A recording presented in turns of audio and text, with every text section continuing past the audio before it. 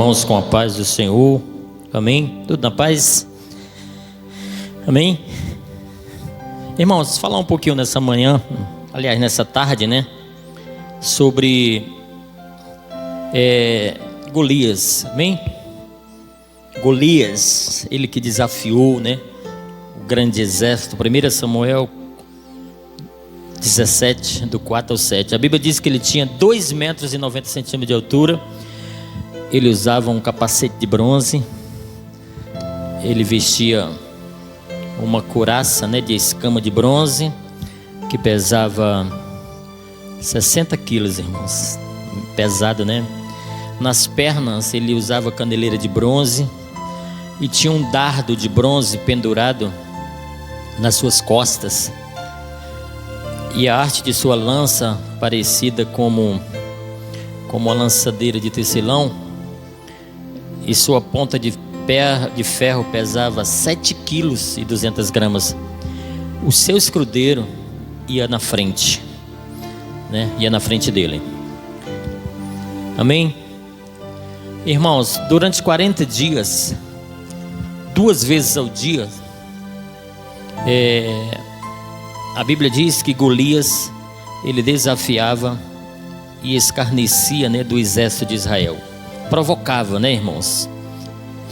E durante 40 dias não surgiu ninguém que tivesse coragem, irmãos, e se dispusesse a enfrentar esse gigante, né, do exército filisteu. Então a Bíblia diz que o rei Saul chegou a prometer uma enorme recompensa a quem tivesse coragem de enfrentar e vencer Golias. Amém? A Bíblia diz que os israelitas diziam entre si, 1 Samuel 17, 25: vocês viram aquele homem? Ele veio desafiar Israel. O rei dará grandes riquezas a quem o vencer, e também lhe dará sua filha em casamento, e isentará de impostos em Israel a família de seu pai. Amém? Veja só, irmãos, aqui surge uma nova perspectiva diante dos olhos de Davi.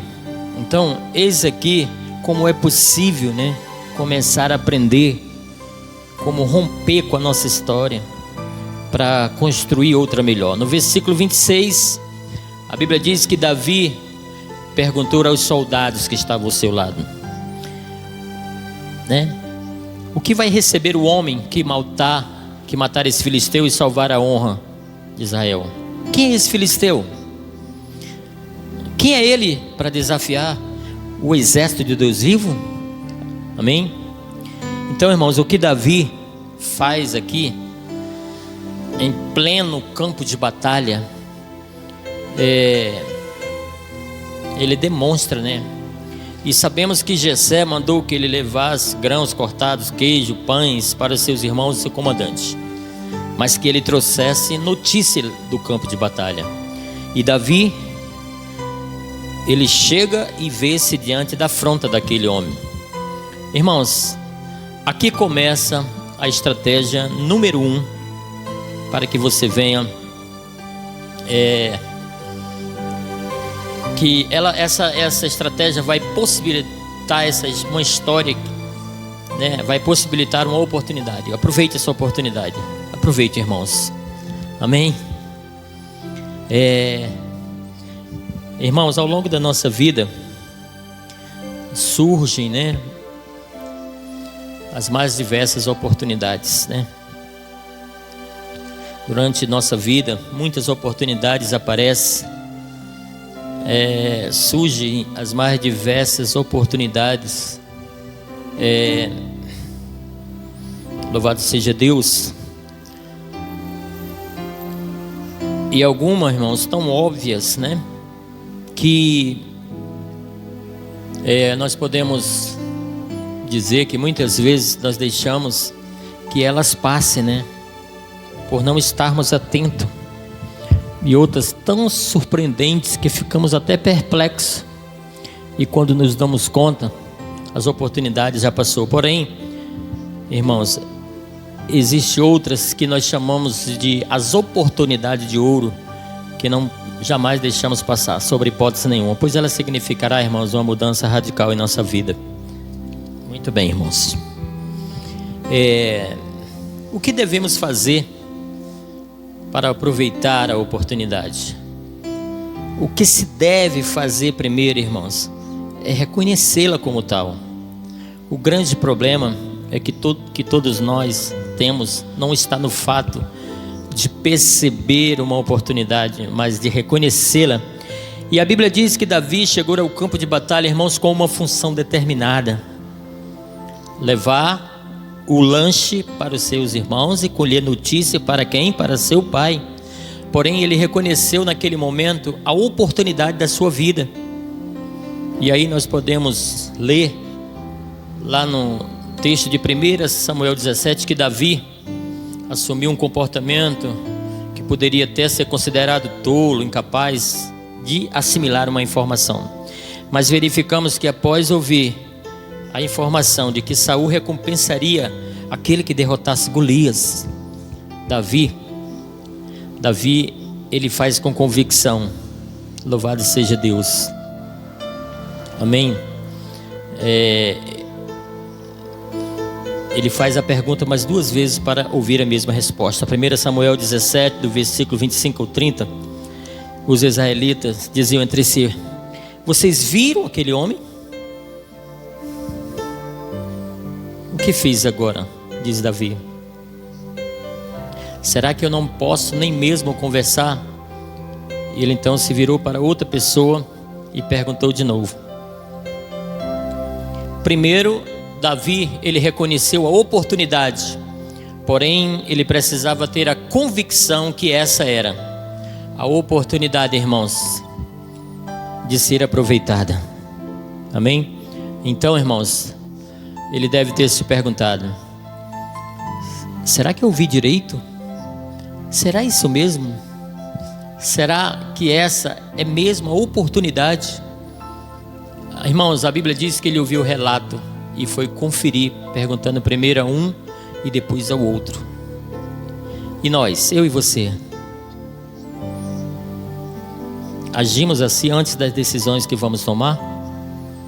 Será que quando estamos diante de uma oportunidade, buscamos formar uma opinião firme a respeito?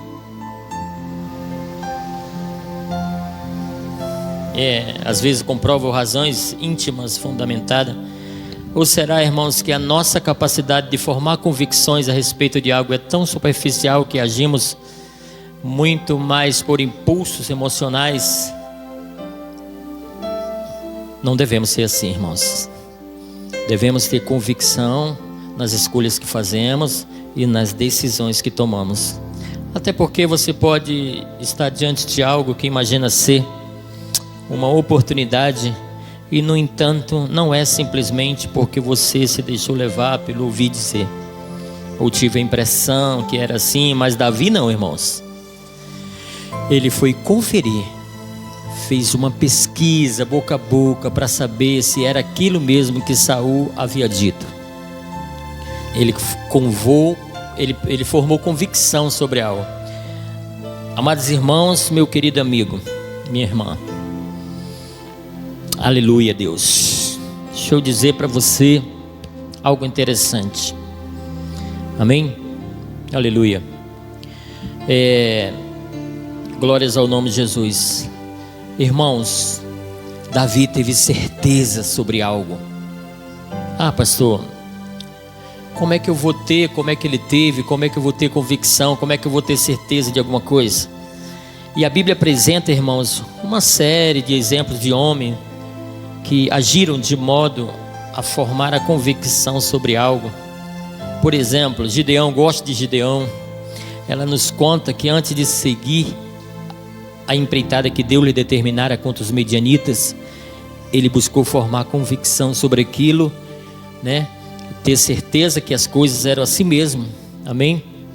Juízes capítulo 6, lá do versículo 11 ao 40, você vai ver.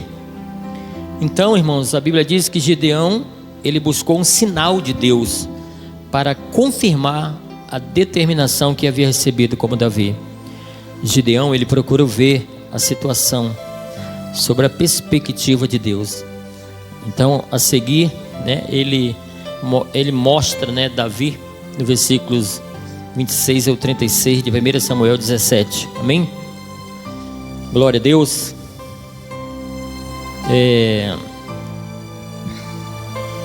Glória a Deus. Está escrito assim na Bíblia, que Davi diz: teu servo pôde matar um leão e um urso, e esse ser conciso será como deles, pois desafiou o teu exército, o exército do Deus vivo. Disse Davi: o Senhor me livrou das garras do leão e do urso, e me livrará das mãos desse filisteu. Então, irmãos, ele falou com convicção. Então, para ter convicção da oportunidade, escute, irmãos, escute.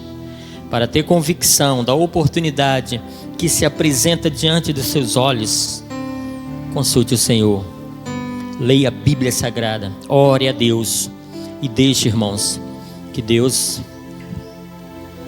confirme suas impressões. Acredite no seu potencial e desvie-se daqueles que não acreditam em você. Amém? Fico com essa palavra nessa tarde. Eu sou o pastor Evandro e eu quero abençoar você nessa noite com essa oração. Grande Deus e eterno Pai, nessa tarde, Pai, à luz da Tua palavra, eu rogo a Ti para que Tu abra o entendimento do meu amigo, da minha amiga que estão me assistindo nessa tarde. Dai sabedoria, Pai, a eles. Pai, quantas palavras o Senhor tem me dado. Pai, quantos sonhos o Senhor tem realizado na minha vida. O sonho de ministrar a Tua palavra, o sonho de explicar e as pessoas entenderem. Atende o desejo do coração do meu amigo, da minha amiga nesta tarde, em nome de Jesus. Que Deus te abençoe. Shalom, shalom.